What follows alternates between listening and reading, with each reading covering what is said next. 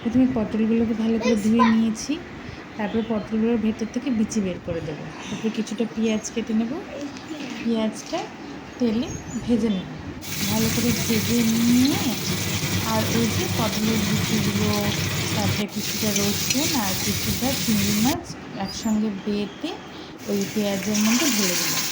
তারপর এটা আলাদা রেখে দিলাম। আর এদিকে টমেটো আর ওই ভেজে নিয়েছি যে কষা করে, ওটার পেস্ট করে রেখে দিলাম।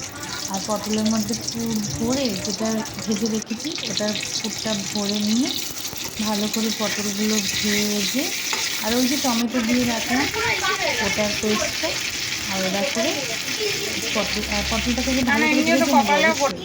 তারপরে ওইটার পেস্টটা দিয়ে পটলগুলোকে ভালো করে কষিয়ে গরম মশলা দিয়ে নামিয়ে নিলে রেডি পটলের দোরমা। তোমাদের কেমন লাগলো? বাড়িতে সবাই ট্রাই করো কিন্তু, কেমন লাগলো অবশ্যই জানাবে।